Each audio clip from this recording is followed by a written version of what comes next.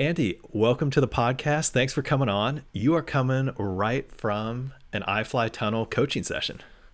Yeah, I just got out with two students. A friend of mine I've been working with for a few years, and a new student working on SID transitions, back flying, all that fun stuff. So when you say coaching sessions, these are not first timers. These are returning students that it sounds like you've been working with for a little while. Yeah, usually like the first time students come into a tunnel, they're coming with a family, with their friends. If they want to progress skills further, they'll come back flying in returns, and eventually they really want to take the body flight sport seriously. They'll come back in what's called block time. It's actually one of the cheapest ways to fly. It's what I used to fly on, and I'm sure that's what you used to fly on today. Absolutely. And before we jump too deep into this world, would you mind introducing yourself and Yeah, giving us a little background? sure thing. Yeah, my name's Andy. I'm a tunnel instructor. I fly Westchester. Currently only New York's only wind tunnel.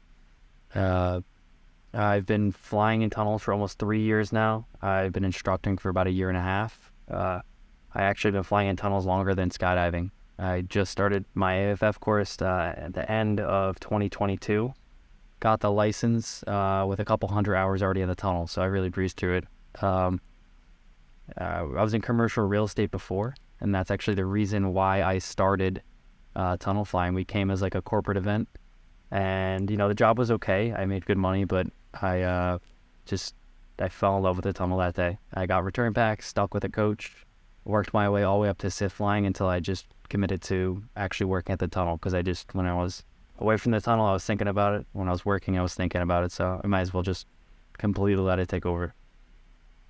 That is really interesting to hear that you didn't know that indoor skydiving existed and you had never been skydiving before your first tunnel session. No, I've always wanted to skydive. I just didn't commit to it just then. I did a tandem or two at some point during my tunnel flying. I always heard of indoor sky. I didn't really know what it was. It was kind of far for me. I lived all the way on Long Island, which was, like 125-mile round trip. So it wasn't interesting me until my work paid for it. I was like, okay, I'll go with the friends. We'll see what it's about. Man, and from corporate real estate to now iFly instructor, you've really switched careers and career paths. For sure, yeah. It was really big from sitting in a desk job in a cubicle, and I enjoyed it. I really enjoyed the people I worked with, but it just wasn't for me. I can't sit still. I'm always moving. I'm always doing something. So I guess if I kind of compare my own flying to yours, it sounds like I'm roughly at the stage where you were when you switched to become an instructor. So I'm just starting to learn how to sit fly. And like you, I think I'm experiencing the fact that it's just a really expensive hobby. Yeah. And if you want to get good, it seems to me that you really need to be a coach to get that tunnel time. Some of the best flyers in the world are instructors, and it's not just from a financial standpoint or a time standpoint. You just spend so much time doing things, including teaching it, right? You get to watch other people struggle through it and then fix those things, and you can not only learn from them, you're learning from yourself, and you're doing many other odd things that you normally wouldn't do as a tunnel flyer. You're walking. You have thousands of hours walking in a tunnel, so you learn how to lean, use your body, learn how to fly with someone else. So it really is a great opportunity to progress your flying further. Yeah. How do you compare like tunnel time to skydiving time? Do you think it's like a one-to-one comparison, or is tunnel time more valuable than jumping? I I would say, we're talking belly, strictly like someone going through AFF, that it's maybe like 1.5. If you're just going straight time, right? Like a belly skydive, especially in AFF, is about 60 seconds. But 60 seconds in the tunnel's a little bit more, I think, will progress you a little bit more, right? Because you can step out, have a conversation about what you did wrong, and step right back in. Get that wind exactly where you want it, right? So you're not even worrying about fall rate at that point. And you have a lot more objects to actually fix onto, lock onto, calibrate, and really get those precise movements in. I couldn't recommend it more for for AFF students. I think even before your first jump, even 10 to 15 minutes, it really can save you money and time in the sky. And for those who are listening, because this is like an adventure podcast, so it's a kind of a wide field of people probably listening. What is AFF? Yeah, sure. AFF is an accelerated free fall course. That's actually where you go through the process of getting your skydiving license. Generally, I believe across the U.S., regulated by the USPA, the United States Parachute Association, you're going to need like 25 jumps. Some will be assisted. You're all landing on your own. They might even require, depending on your drop zone, a tandem or two before you go through. It's so great because you'll actually be skydiving on your own, and by the time you get your license and own equipment, you'll start saving money jumping by yourself. And so we were talking a little bit off camera, and I wanted to bring it back up again. I know we stopped talking because it was such a cool topic. So my local tunnel is ifly Hollywood out here in LA, and you've got Westchester. We were talking a little bit, kind of comparing and contrasting. My coach was telling me that for last year, 2022, that my brother and I were, for the majority of the time, the only returning students. And other than that, it was overwhelmingly first time flyers. But it Uh, sounds like the makeup of your tunnel is a little bit different. yeah, that mainly just comes down to the geography. Where the base of the tunnel is. If you have a tunnel that's within a 100-mile range of 4 drop zones, you're going to see a lot of skydiving students. You see a lot of that on the West Coast. Our tunnel on the East Coast is, kind of the hub for New York City. So we do get a large portion of first-time flyers, but we also have a lot of block-time flyers, people that come back and fly their time with friends, learning to progress their skills farther. Unfortunately, a tunnel like Hollywood, you do get a lot of tourism, so you won't see so much people really trying to progress those skills and learn. But you'll see a lot of people just, discovering body flight, which is awesome too. It's a good time. It's an experience. Great pictures. People come for birthdays and celebrate other things. But if you really want to learn about the sport, you'll find sometimes something as big as like a 14-foot tunnel like mine in Westchester. Do you prefer one type of customer over the other, or? It's something I actually talk about with other instructors, and I think about in my own head. I think it's equal at this point. When you first start, you don't have it's almost like building a client base. You don't really have any block time or skydiving students. You find them through mainly 2 methods. They walk in the front door as a first timer. They enjoyed their experience. They enjoyed flying with you, your coaching, your instruction, and they want to progress from there. Or you could have friends, that come from the drop zone. So in the beginning, all I knew was first timers, but eventually it progressed to me becoming what's called a level 3 instructor and being able to teach people much farther into body flight. And then, see, I'm always curious because when I started indoor skydiving, I had been outdoor skydiving before, but it had been a 10-year gap. So I was virtually starting from like ground zero. But it sounds like in your case, many of your students are coming in and they're active skydivers. Do you kind of assess their skills or like feel out like how where they are on the spectrum of free fly? Yeah, sure. I would say it's about, anyone that's looking to hop in and fly on their own or even go to back. It's about probably like 70-30. Actually, 70% of the time they're first time flyers. 30% they've flown in tunnels and they want to progress further. But yeah, there's usually a large conversation before we hop in the tunnel to see where they're at, right? Like, have you flown at these speeds? Have you flown at this suit? How much time do you have in the tunnel? What are you working on?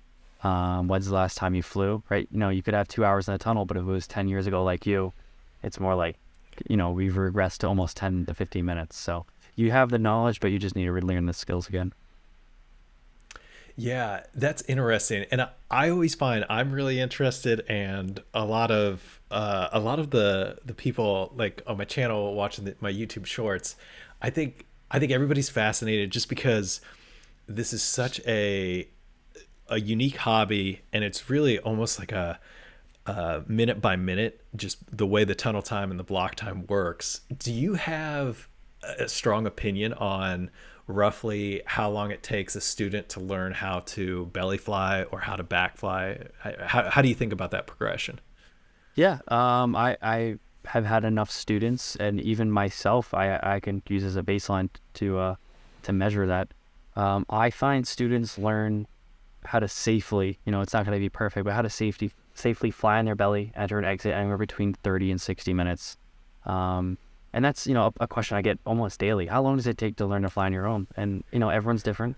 If you come 3 times a year, it's tough. You're not going to really keep those skills. But if you come once a week, once every 2 or 3 weeks, you can really start to see that progress, bloom into a safe body flight position, learning how to fly on your belly.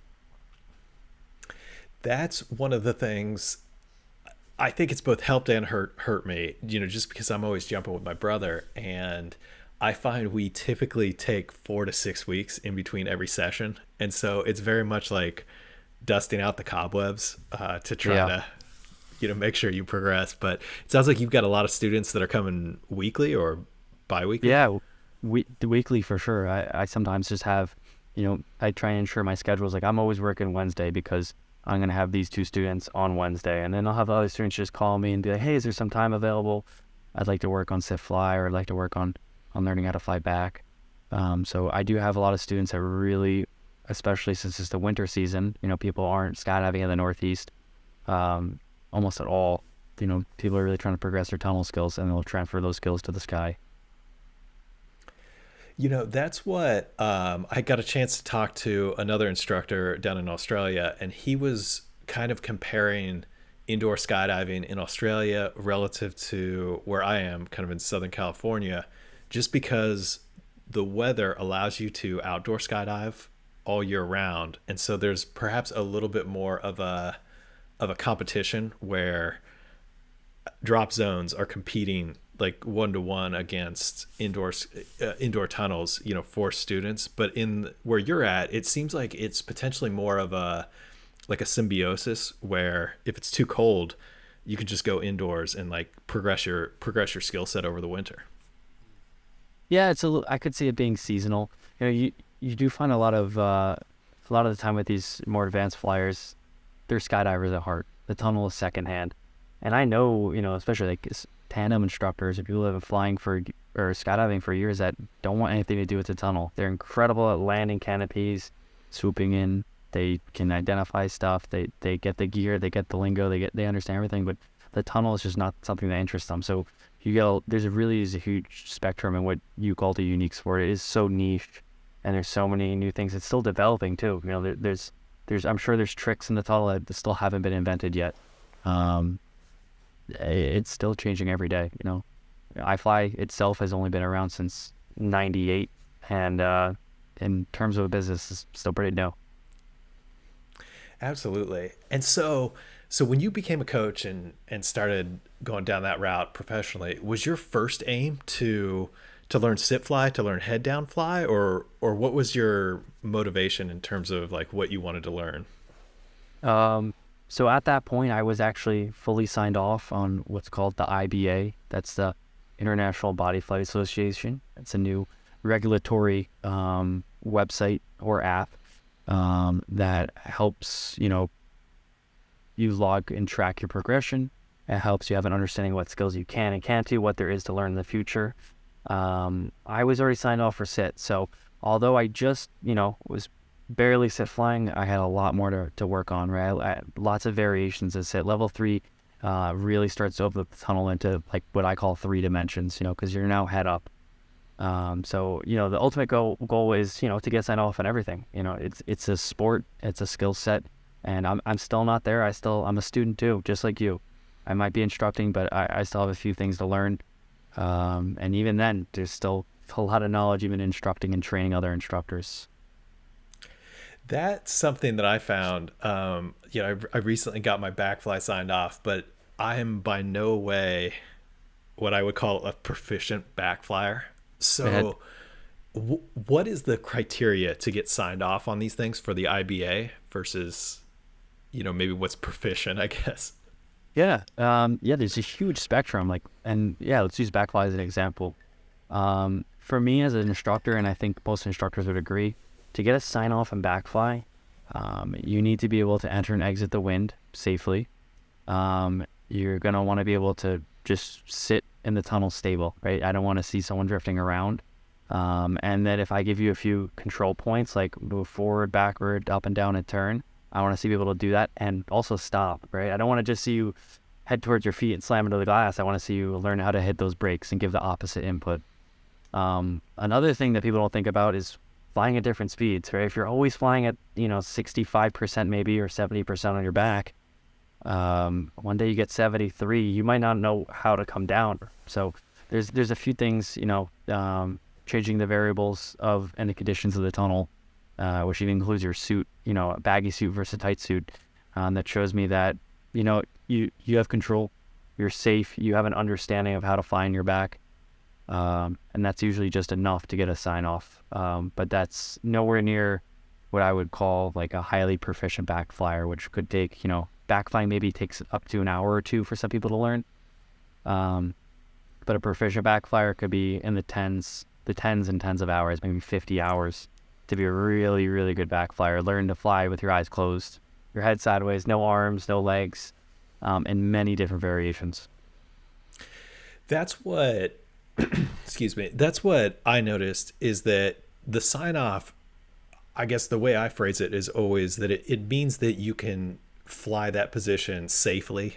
It might look ugly, not be the cleanest, or might be the most dynamic, but it seems like, I don't know, at least my instructor always pushes me into the, hey, let's just make sure you can do it safe, and then from there you can learn to be more proficient, or even dare I say it, one day master these skills. So what is the IBA, and how does this fall into the indoor skydiving? Sure. The IDA, like I said earlier, it's a regulatory website. It's www.tunnelflight.com. It's free to make an account, and I highly encourage students after their second flight, if they're looking to come back again, to get an account. First and foremost, for students, what they're really looking at is a logbook. It's progression, and it's nice to look back at dates and times. As an instructor, I can leave notes for them. But as the instructor side, it tells me a lot of other stuff. The number one thing is safety, right? The IBA has been implemented to ensure that people have been signed off by active rated instructors that were signed off by trainers. There's a hierarchy, it goes from flyers to instructors to trainers, and the highest level will be an examiner. There's only a few in the US too. Someone I think we'll talk about in the future too. I know we were talking about some of the bigger names that have been around for a while. But as an instructor side, even before I see a student come in, if I see them in our manifest, they'll be in at 4 o'clock. Sometimes they'll even pull up their IBA just ahead of time. So, the conversation has already started. I know what we need to work on. What maybe they don't even want to work on that stuff. Maybe they don't want to work in static. Maybe they want to work in a dynamic progression. So it helps me as an instructor. It helps students. And it's been one of the largest contributions to ifly and tunnel flying as a sport in recent years. Yeah, it seems like it is, like, indoor skydiving as a whole is really marching towards a more standardized path. Do you find that if a student comes in kind of off the street and you don't know them, and you look up their IBA or their tunnel flight profile, is that a pretty good barometer of their skill set? If they're flying in US tunnels, I think it is. In order to get an instructor rating, you need to be signed off by a high-level trainer. And high-level trainers can only get signed off by some of the best instructors in the world, which are trainer-level examiners. So they, like I said, there's a sequential progression between getting those sign-offs. If an instructor just throws ratings around, they're at risk to lose that instructor rating. And then all those ratings that they threw around can actually be at liberty to get taken away, right? Just like a driver's license, it can be taken away just as easily as it can be given. And it's not usually for something like accidents. I've really never seen a flight skill taken away from a student. It's very rare something like that happens, and that's because we have the checks and balances like the IBA. Yeah. I know So all of the ifly coaches like yourself, or ifly, sorry, what's the official term? Ifly Instructor. Yeah. instructor. There's Okay. actually a difference. Yeah. What's the difference?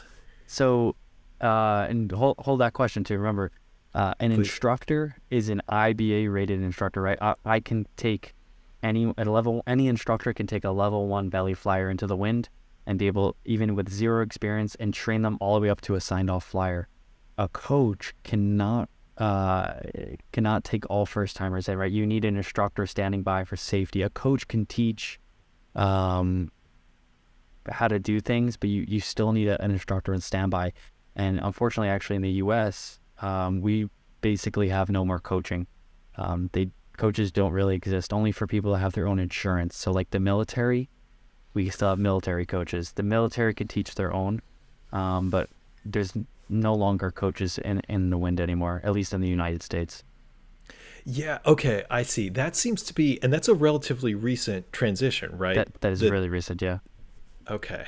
The It seems like that has an advantage of helping to standardize the whole system, but I guess the disadvantage is that it leaves certain people with those skills kind of left out Uh, on the side.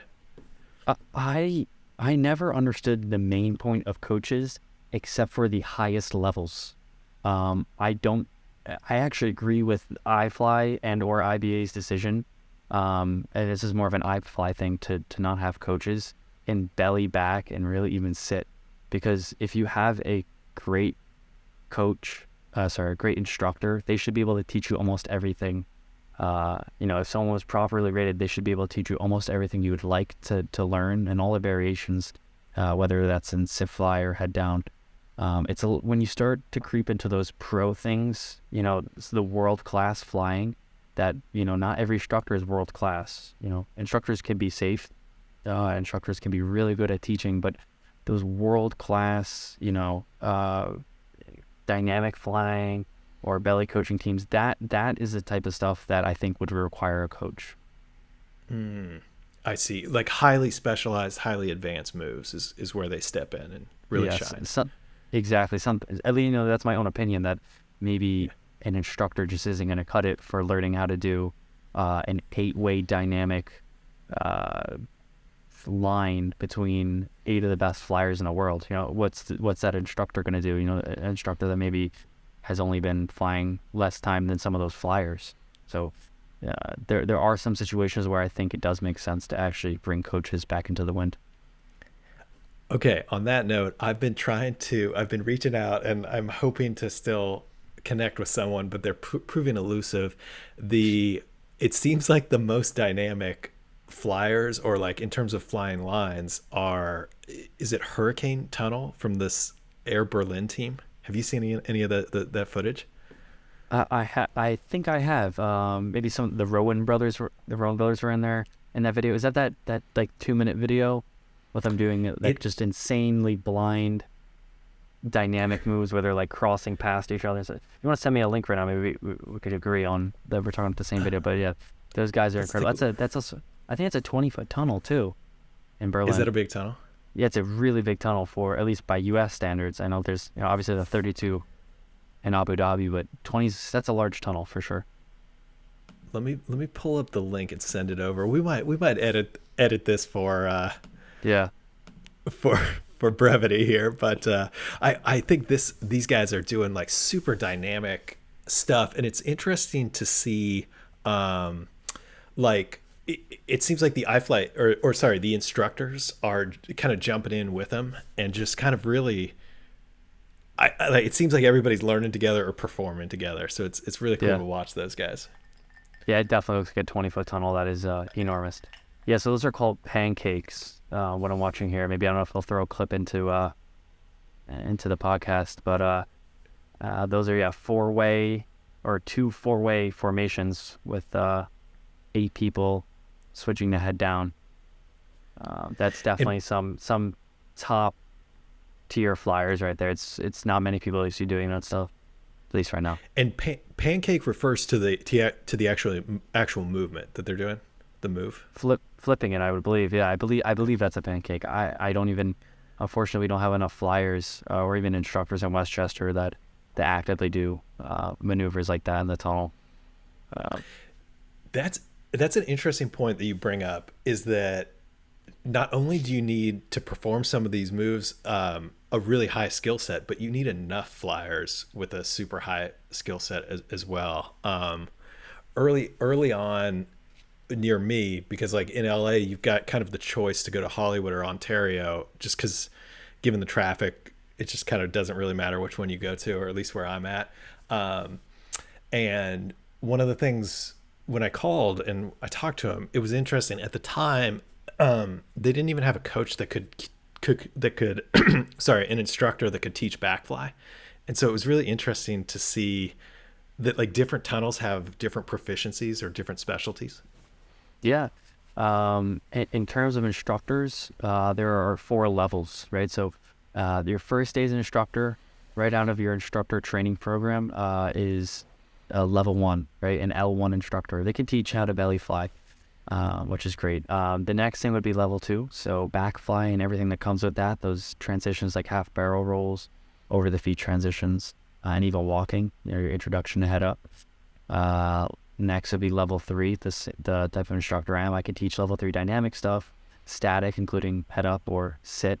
The IBA recently changed sit fly to head up. I don't know if you noticed that in the progression charts. And the last type of instructor is actually a level four, so teaching head down and other pro movements. Head down seems intense. The videos I've seen, it's like multiple instructors will enter the tunnel, or at least in the to start it out. Yeah. In the beginning stages, yeah, just like any other position, you learn a lot on the net. And then we start raising the wind speeds. Those wind speeds are so fast for head down that you really need to be on top of the student and even yourself. It doesn't take a lot to drive across the tunnel. Funny enough, not to discourage you, I don't know if they even can teach head down in the Hollywood tunnel. I'm pretty sure. Do you know what the maximum wind speed is over there? Oh, that's a great question. I've never seen any of the instructors fly like a static head down. I've seen them do, Yeah, when they do kind of their demos, they'll do a they do a dynamic carve. moves. Yeah, Yes. yeah. It was Is this. that I in? flew in slow. That's absolutely right. Okay. Because you're presenting, a static head down. You have almost no large surface areas hitting the wind. So when you turn yourself into a carve, the head down, you're presenting all this extra wind, which will allow you to stay head down. When I flew in slow evading, it was very similar. It reminded me of what I think the Hollywood tunnel would fly like in that aspect. I could not stay static head down. That's good that you know those terms like that. You're not flying at that level, but that's awesome that you can like recognize that exactly. That you're like exactly right. You're right in the point with that. I'm trying to absorb as much as I can here. But okay, a couple things to call out here is that the wind speed in these tunnels changes. And do you have a rough sense of what the difference is in wind speed from belly fly to head down? It's quite a difference, right, in speed that you need. For sure, yeah. Every position from level one to four generally is increasing. Um, my tunnel is a standard 14 foot in Westchester. It's actually, from what I know right now, in 2023, it's the tallest in the US at 65 feet. So once you really learn how to fly the tunnel, it becomes really fun, especially since Whoa. it doesn't start to diffuse like Hollywood until way higher up. So you can really shoot up to the top. You can feel some of like immense G forces if you know how to fly it. Um, so yeah, belly speed. Let's just, for example, say you're flying at 50% of my tunnel. Moving up to back, you only go a few miles an hour faster, so maybe like about 55% of the tunnel's maximum speed. Um, and those are both neutral, stable positions. Belly and back are pretty stable. It's the stiff line, the head down. When you start to get into a vertical position, the wind really starts to crank up. So moving from 50 to 55, your stiff fly is probably going to be in the 70 to 75% range. And then Wow. furthermore, your head down is going to be sitting in the 80s to maybe even 90s, depending on suit sizes and your skill set. That's interesting. And then just to kind of riff on that, right? One tunnel's 55% might not be the same as another tunnel's 55%, correct? Yep, yep. Okay. Every time I have a new flyer, ask them where they're from, and I try and gauge if I know if that tunnel's a little bit faster, a little bit slower. But of course, we always err on the side of slower, and let them feel out the tunnel. And if they need more wind, we'll give them more wind. If it's too much, starting to rise up, we'll remove some wind out of the equation. But for every tunnel is built different. Every tunnel flies different, just about. And it's actually kind of interesting that we're talking, and our home tunnels, I think it sounds like, are good examples of perhaps the two extremes of what a tunnel Uh, could be. that is like the best. You put it the best way. Yeah, they really are complete opposites. In your Hollywood tunnel, it's an oval. It's oval shaped, and it's also diffuses out. So the glass gets wider.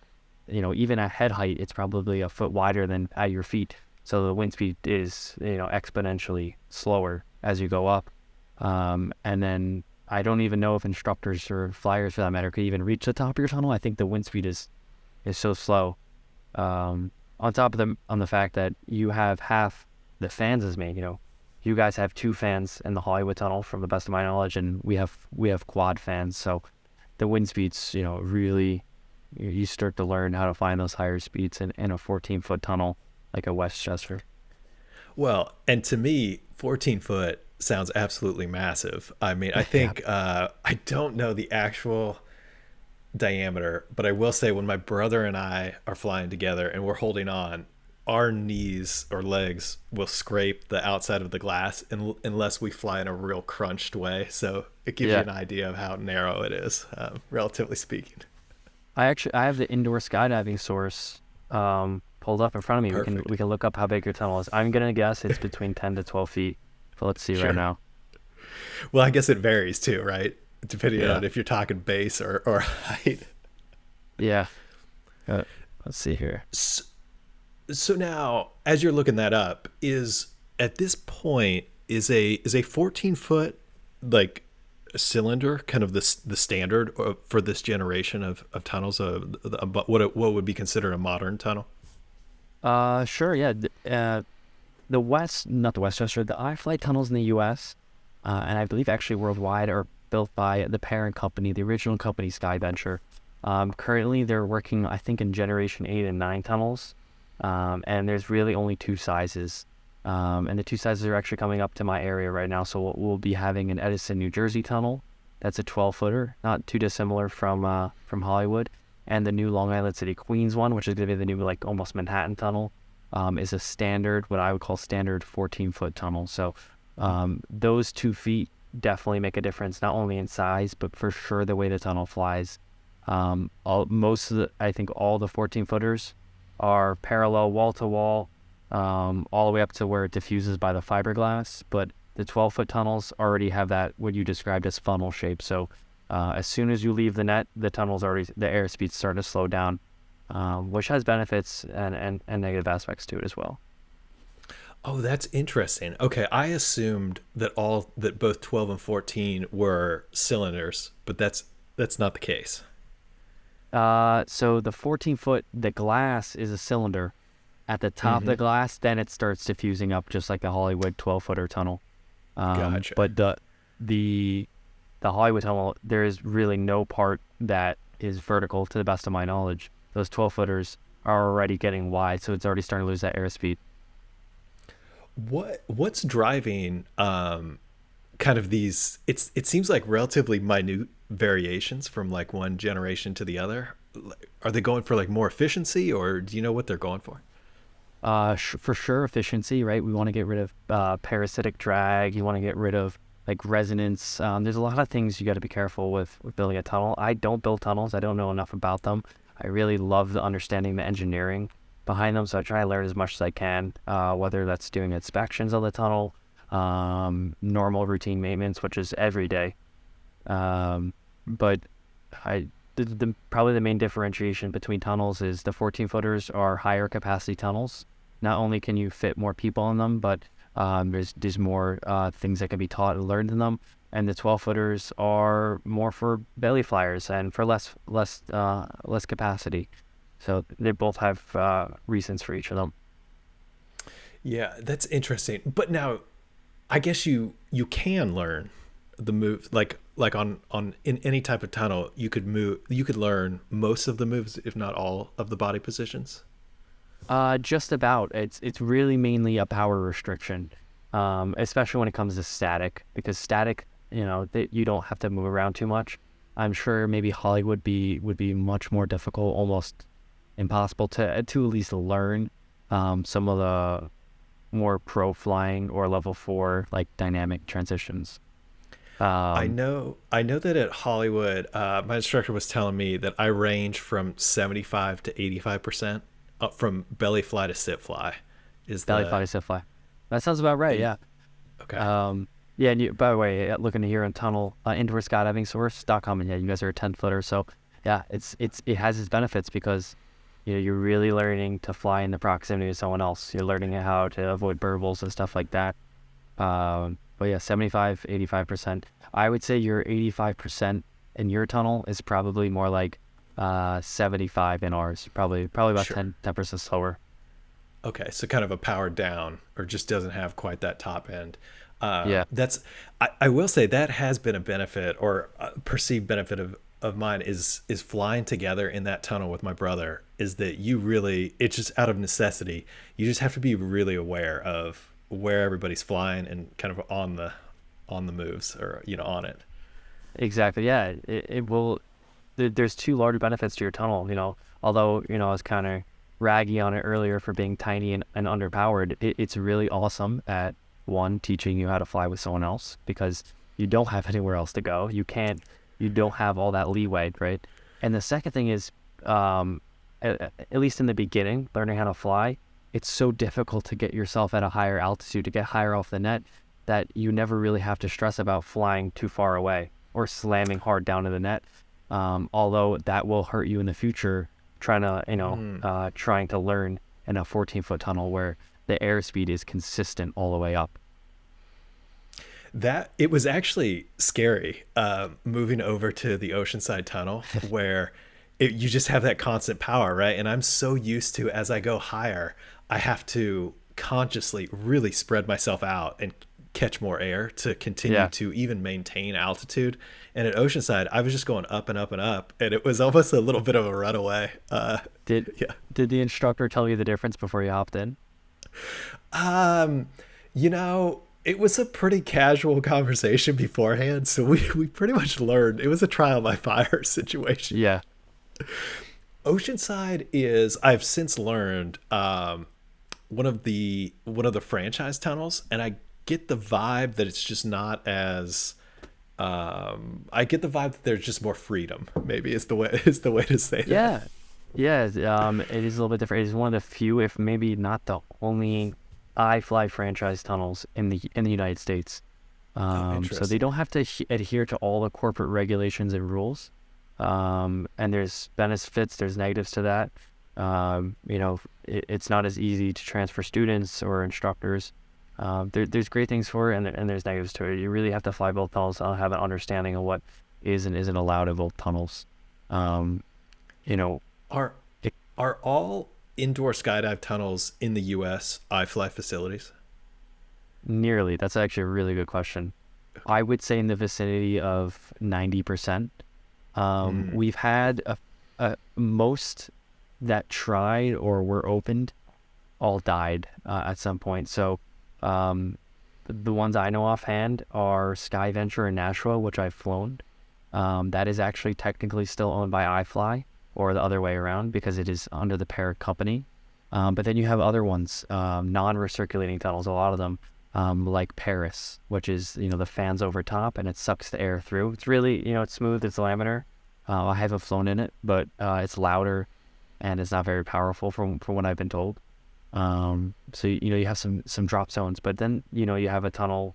There's two tunnels made by a rhodium system. So the first tunnel in the U.S. is actually Skydive Las Vegas. I had the opportunity to fly in it a few months ago. That was fun. We had an cool. rhodium. Yeah, that's a really different tunnel. You can look down and see the fan underneath you. Kind of terrifying. There was an open air tunnel actually in Miami for a few months, also made by Rhodium. So instead of wall to wall, like every iFly tunnel in the U.S. at least, you can actually fall out of the wind stream. and fall down onto a net or a cushion. So that's different. That unfortunately isn't open anymore. But there's also a few tunnels. Now these are all really small. Like I'm talking like an 8, 9, 10 foot tunnel. I don't know if you've even heard of these in these adventure parks. I forget what they're called. Um, Oh. not Sky Zone. Trying to remember the name of it. There's a few in Texas, I believe, maybe in Idaho or Colorado Springs. Uh, got you right here. Well, it's really interesting to see how ifly has come to dominate the industry, definitely in the US, and I think globally as well. Yeah, it's not an easy. From what I believe, it's not an easy industry to be in. You know, you have to adhere to a lot of things. Experience of both first-time flyers and experienced flyers. You know, with safety always being at the first and foremost. Which, if safety sometimes compromises a schedule or an instructor change or whatever it might be operationally, that's okay because safety always comes first. So, you know, because we're always there to be the safest and because we have over 20 years in the business now, coming up on our 25th anniversary, um, we know the business now, I'm sure, and it's helped us form a relationship we have with skydivers through the decades.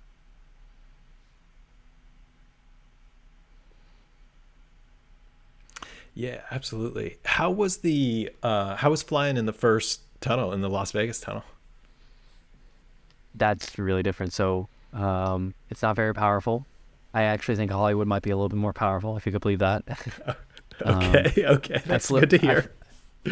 I was flying 100% on my belly the whole time. So 100% wind speed. I think they claim 120 miles an hour, but you have to remember it's sucking the air from the outside. It's not a recirculating tunnel. So if it's cold out, the air is more dense, so it's moving faster. But if it's hot out, you're gonna get dust and bugs through the tunnel. You're gonna get hit with that kind of stuff.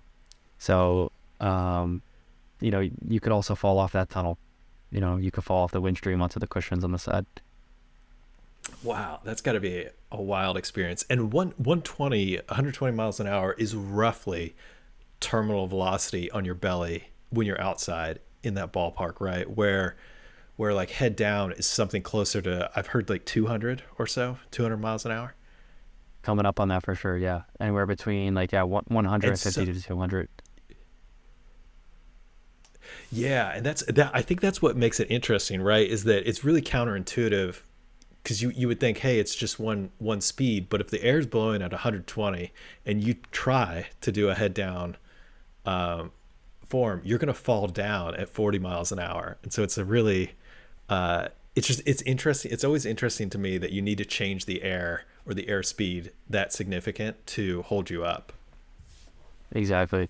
I, you ever seen some of those first videos of people like the first military tunnel, which is actually right prior to Skydive Las Vegas? Did you ever see that first military video of those guys flying in those tunnels? How baggy their suits were?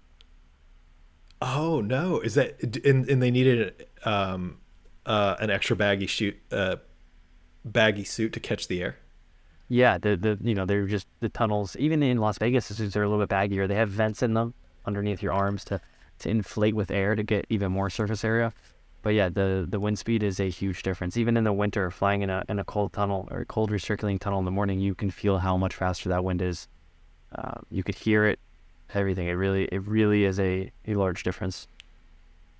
Man, it's interesting. It's really cool to hear that you can um, like really tell the nuances of and the different kind of like air temperatures, all of that. So do you have multiple suits if you want to fly different styles, or how does that work? Yeah, great question. I do. I have an instructor suit, which is pretty standard fit to me. A little bit baggy, which is great because if I want to maybe perform a high flight, grab onto a student, maybe I want to match their speed a little bit better. But if I want to go cruise around and fly in a tunnel, have some fun, I usually start to downgrade to a tighter and tighter suit. You could start cranking up those winds and really get some powerful drives at higher speeds. Right on. And then I'm trying to think back. So I've actually gone to the Paris tunnel. This where I did Oh, my really? AFF. Yeah, yeah, and the one of the times I ended up going through the program I think twice just because of how many years have every this is all separated by years. I do I am I remembering it correctly that that tunnel is not circular but it's like an octagon? Yeah, it's octagonal tunnel. So um, the first ifly was octagonal. And that's just Oh because we really? didn't. Yeah, yeah. A lot of the original tunnels, a lot of tunnels still like Sky Venture, Nashua, New Hampshire is still octagonal. Sometimes with two doors. I think Paris has two doors. I know Sky Venture does. Um, yeah, the glass tunnels is definitely something that was implemented later on. I don't know which generation of tunnels that, like, I believe we're up to 8 or 9 now, at least for Sky Venture. Um, and yeah, it's definitely a much more presentable, beautiful way to observe the tunnel, especially from the outside. I don't think it benefits much for flyers, but just as a viewing experience, it really makes, like, they did an awesome job. It really makes you sit down and admire what they did for the actual beauty of the tunnel. Right, right. Because octagonal tunnels are not glass. They it's like almost like you only get a window to look through. Exactly, yeah. I've only flown in one, I think. Yes, there's 8 panes of glass generally. One of them, sitting behind one of them is a person controlling the wind, and maybe one of them is where the door's going to be. Yeah, yeah. Okay, really interesting. And then outside of the U.S., the tunnels it sounds like get a little less traditional. Is there a tunnel or what is the largest tunnel in the world? Do you know? Yeah, it's skydive, climb, which is in Abu Dhabi, and that was actually built by SkyVenture. It's a 32 footer. It's 100 feet tall, so it's the tallest in the world. And Whoa. I just cannot wait to make a trip out there one day. I know everyone says it. Eventually, I will do it. I will get a few of my friends together. I cannot wait to fly in a tunnel like that. It is the closest thing to skydiving that probably is the closest thing to skydiving that actually isn't. Uh, that one was built by our system. Yeah. In reference to that though, like, yeah, there's a lot of other manufacturers in the European Union and probably even in Asia that aren't SkyVenture, aren't iFly built. That's interesting. It must be like to think a 32-foot tunnel. I mean, that's like two and a half times the size of your tunnel, which already seems big to me. So that must be quite an experience, or Four, four, four of our tunnels, I believe, can fit inside of it. So it's about the wow. size of our building. Yeah, there's a diagram I can send you of that. I'll send you that later so you can hyperlink that in. But they have 16 fans. So I can imagine how long, we have to do inspections on a tunnel. That probably takes a long time, probably well over an hour to do a full inspection of that tunnel. Wow. And they can like reach full speeds where everybody can fly head down, no problem, the whole thing. Yep, I think they went all out on it. I don't know if that's going to be that record for largest tunnel is going to be broken in our time. They really went above and beyond. They went what, more than double the prior largest. I think we were talking earlier about Berlin might be a 20 footer. I only learned about that recently. Qatar has a military tunnel that might be about 20 feet as well, but they just blew everything else out of the water. Wow. It just really went for it, huh? Yeah. So, okay, so now if we go back to your history, how long were you indoor skydiving before you actually went outdoor skydiving? I think in 2019 I both had my tandem and an indoor skydive in the same year. Yeah, so they were pretty close, but I didn't even start AFF until 2022, and towards the end of 2022 when I moved much closer to a drop zone that actually um, taught students. Gotcha, gotcha. Right. Okay, so you decided like in 2022 or end of 2022, oh, like pretty recent then that you went through your AFF. And at that point you have I don't even know how much tunnel time. Hard to calculate hundreds for sure. Okay. Three, 400 maybe hours. It's hard to say. How was your AFF experience given that level of indoor experience? The video doesn't lie. It's not something you see all the time. Even an hour in the tunnel isn't that far off from what like I performed. Uh, but any maneuver really didn't even need to be explained to me. I remember having instructors joke to me, "Do I really need to explain to you how to do a barrel roll?" And just laugh because it's not it's it's something we still went over with dive flows, and there's so many other important things with safety when it comes Yeah. to skydiving, especially under canopy, was an entirely new world to me. I did not land on my feet all the time, but when it came to the flight skills, when it came to docking, it was all relatively smooth. I really had no issues with it. Yeah, that's something that's interesting, right? Like if we start at AFF level 1, you're with two instructors jumping to either side, and you're just trying to show, I always try to say, like, show awareness, right? Where the whole goal is just to show that you can touch um your handle, your where you're pulling your ripcord for the shoot. But that is so, it seems like that would be so trivially easy for you at that point. Yeah, yeah, for sure. I had issues, even you can see my video, reaching back and touching it and trying to find it. But after my third jump, I got it. It was not too big of a deal. If anything, maybe something you would think of, how you ever think of how bored I was just flying my belly through AFF, 20 jumps on my belly. I mean, you'd think most people would be thinking they'd be out of their mind. I'm just sitting there like watching the altitude. I'm like, all right, I want to get through this. Like, still being aware. I was still having fun doing left and right 360s, maybe a flip. But I really wanted to start doing some dynamic stuff in the sky, but you can't do that in AFF.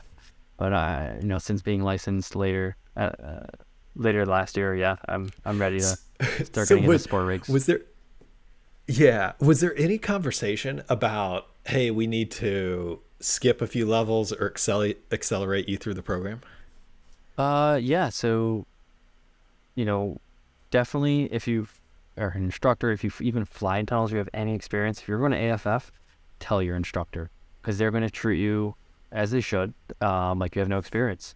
So your flight skills are zero to like maybe you did some practice, laying on your stomach in your bedroom, learning how to track forward, backwards, all that stuff. But after expressing that to them, and after going on like my third and fourth jump, the flight, it's not like you could say one thing, but the flight skills really demonstrate where you are. So kind of like the tunnel, you could get signed off and head down in 5 minutes of flying, but it's probably not going to happen. It's those flight skills that actually demonstrate where you are.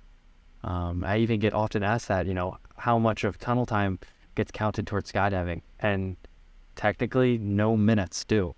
It's what you perform and what you show actually gets you progressed through AFF, and actually gets you your skills in the sky. It's not an actual, like, there's no minute requirement for a lot of things. Do you feel that policy should evolve? That I don't know, that some sort of tunnel time should count towards AFF, or perhaps an alternative route for somebody like yourself? No, I don't think so, because in some ways, though, I had hundreds of hours, right? I still think I should have had 25 canopy landings. Um, I don't think it's too necessary to learn how to backfly when you don't even have 20 jumps yet, at least in the sky. Some things are going to be different, though. Learning really any other position but belly in the sky is now getting affected by a rig. In body flight in a tunnel, I don't have anything but a helmet and a suit and my shoes touching the wind. But now you have this whole lump behind you, so you do have to relearn how to fly a little bit. I haven't gotten there yet, but I'm sure it's going to be a little bit different. And so, is that kind of your ambitions with skydiving, to progress through free fly? Yeah, I would like to at some point, maybe next year. I would like to buy a rig and experience skydiving in different countries and stuff.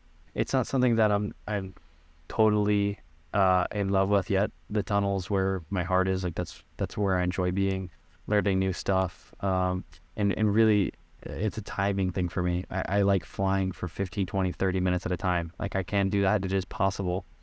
You don't really have that in skydiving. And I'm not trying to compare the two. Even going through AFF, I had to remind myself they're two different things, and I enjoy them for what they are. My I think the most jumps I got a day was four, maybe five. For you know 11, 10 hours of sitting around from like 7 a.m. to like 6 p.m. So I do have to accept skydiving for what it is and consistently reaffirm and remind myself it's not tunnel flying. That's something that I think a lot of people will be surprised at, and it seems like it's not that unique. None of my instructors at iFly Hollywood have ever been skydiving. So I should pull that back. One has skydived in the past, but all the others really don't even have the like. It just doesn't appeal to them, and I find it interesting that indoor skydiving has really become a sport and into itself. Yeah, absolutely. I feel like not even just a few years ago, the only people applying for instructor were skydivers. But like you said, I feel like it's starting to have a little bit of a change where people, some of their first times flying in the tunnel has been with no skydiving, kind of like me. I started the other way around, but I was more limited by actually having a drop zone. I think if I would have had a drop zone near my house, I probably would have had my skydiving license first. It's hard to say. Sure, sure. The availability, I can understand that. Now, are you hoping to take indoor skydiving to like the competition level? I know there's a few different options out there. One day, if I do get to that level, if I find myself competing in those classes, I think I still have the physical ability to do that. I would like to do that. I don't know if that's, in the cards right now. I still have years to go. I'm no expert. I consider myself a good flyer, but I still stand in awe of some people. So I do have a lot to learn, and there's almost never an end to that learning in the tunnel. Right on. Okay, I want to switch gears and make sure we cover it because a lot of your YouTube videos, in fact, I think all but one, are not skydiving. They're actually urban exploration. Is that the term that you would use for it? Yeah, that's a good umbrella term. Exploring places generally off limits, climbing, going into tunnels, um, infrastructure, a lot of that stuff has actually been my second biggest hobby. And funny enough, I know we'll talk about it. The question I get all the time is, combining those things at the base. I don't know if I'm gonna do it. Might be something I do down the road. I don't know if I do. I don't know if I'm gonna get those numbers any higher than like 50 though. It's that's right. I remember you saying that to me, and that's interesting that that's the question you get all the time. I guess it comes from just the perhaps some of the highlights of your urban exploration are climbing to the top of some of these skyscrapers in New York. Yeah, some 1,000 foot, 1,400 foot buildings, which are plenty enough to base jump off of, like more than double what you would need. But like I said earlier, my interest is in the tunnel. I enjoy flying. A base jump is even shorter than a skydive. It's a few seconds, so I don't have a whole lot of interest in it now. And if I start enjoying canopy flying more, and maybe something, I might consider. But as for now, it's definitely something that is 3, 4 years from now. I don't see it coming as soon as most people. See, now I was going to ask if you have a background in rock climbing, given these projects that you do. And not so much. I'm from Long Island. We don't have almost all the rock climbing is indoors. It's all manufactured. I really enjoy urban climbing. 1,000 foot, 700, 800 foot climbs well above the city, looking down at some of the tallest buildings is some of the coolest sights I've ever seen. There is a history aspect tied into it. I like urban infrastructure, urban history. I love bridges, having spans above water connecting two different land masses. I just love the engineering behind all of it. So uh, that interests me a lot, but I don't know. Bases maybe something for the future. So, was what was the motivation to start doing this? And yeah, Uh, I might have started with climbing trees, but uh, some people know, even if you're not from Long Island, I was introduced to it when I was younger. There's an enormous psychiatric ward called Kings Park, and that's abandoned sorry, on Long Island. And there's a bunch of buildings. Some of them are over 10 stories, and I just love, when I was like 14, 15, 16 years old, me and my friends would go out there and explore buildings and stuff. That progressed into me starting to hit some hard limits, especially on Long Island. There's only so much you can explore and climb, maybe a water tower or an antenna, until I got introduced into the worlds of the city. And that's completely different. I had some people I met up with and progressed on my own, had some help from them. And ever since moving towards the city, now it's been a great benefit. And I've really gotten some accomplishments down in the city. It's really interesting to hear you talk about it. So how much planning goes into if you choose to climb a particular building? I mean, like, are you looking at blueprints or what's the strategy? Sometimes, yeah. I mean, there's a massive spectrum of, hey, let's just go see if we can walk through this lobby or hop this fence. There's some things as small as that, but some things you start to get extremely complicated. Like it really becomes a multi-person operation. Like having someone doing reconnaissance, intelligence gathering, whether it's related to calling people, pulling files off of public records, figuring out the times people change shifts, figure out the times and places people park, badge IDs, stuff like that. It starts to get really complicated, especially if it's like a more active facility or something that's actually secured, or they are looking out for people like us. So you really sometimes have to play a part. You have to, especially we're talking skyscrapers. If it's not a construction site, you sometimes have to go as far as, making an appointment or building some sort of reputation with the building, or just being brazen enough to actually go and send something. I still hold to this notion. I've never been arrested in trouble for doing any of those escapades, and it's because I like to do things ethically.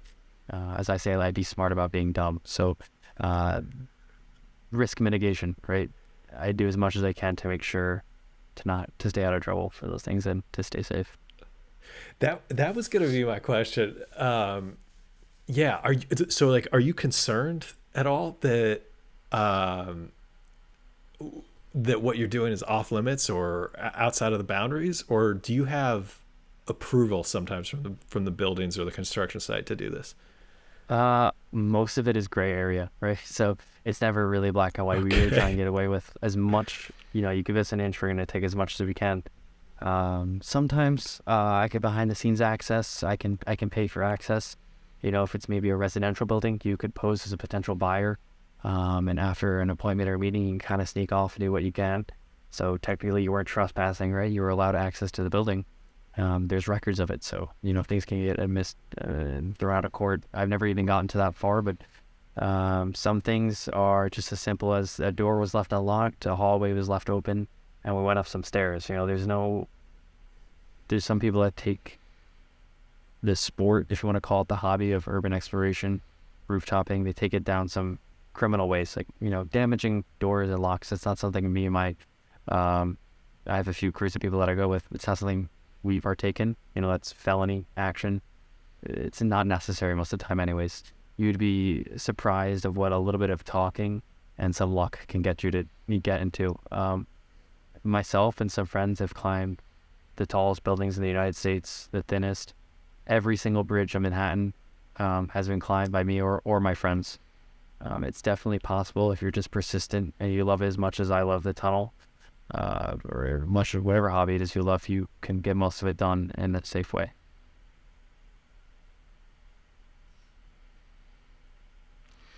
I see. Okay, and so that's when you refer to this as like ethical, what you mean is sort of like talking your way through it or unlocked doors that you walk through. So it's not necessarily like a breaking and entering.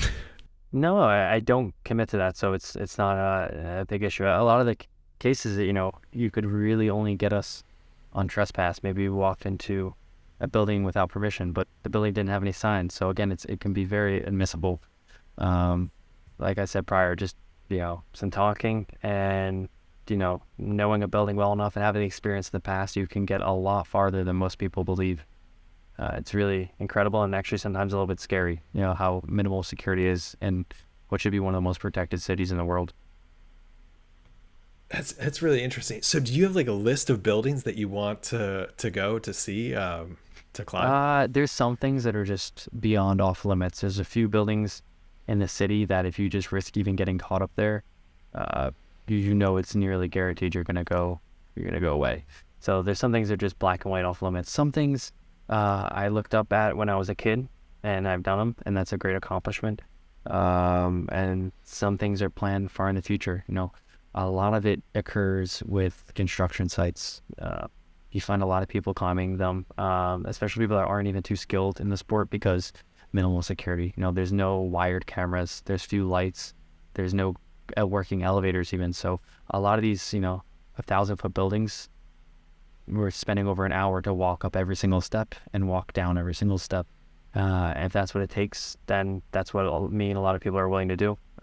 It's so incredible what you can see from some of these buildings, especially the ones over 1,000 feet. You know, you're taller than any other observatory in the United States, and you're looking down at everything. You're looking down at the Empire State Building. It's really something that just needs to be experienced, just like skydiving.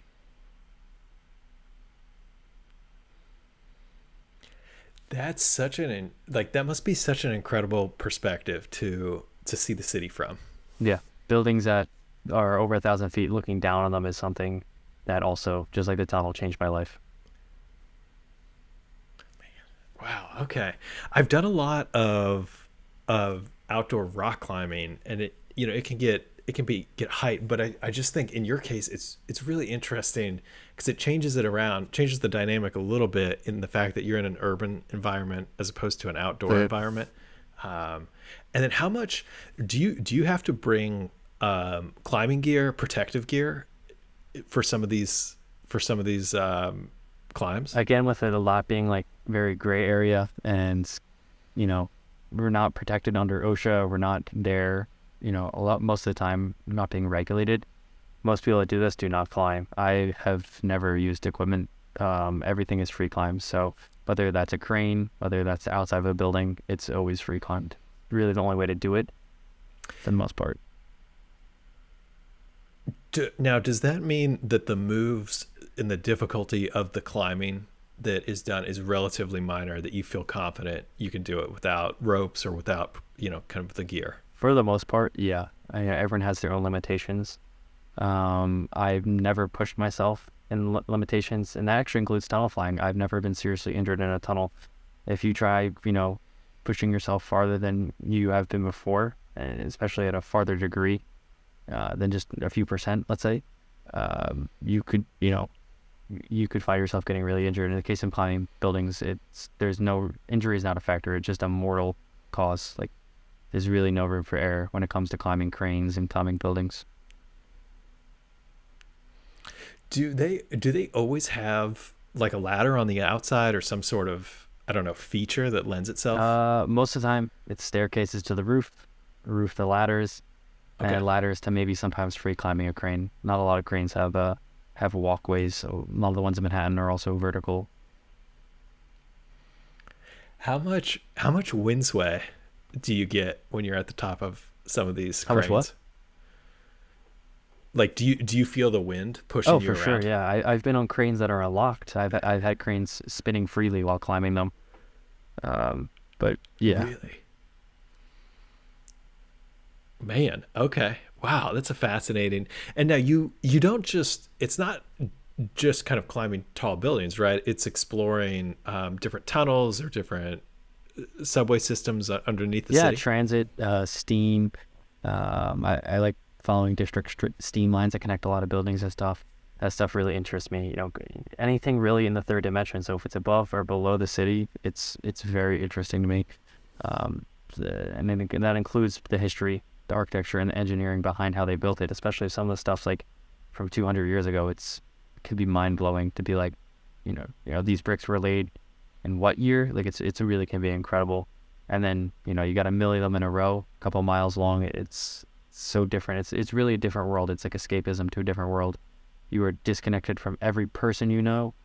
You're on a completely different level. You're in the earth for a lot of it. So it's like you've escaped like a video game.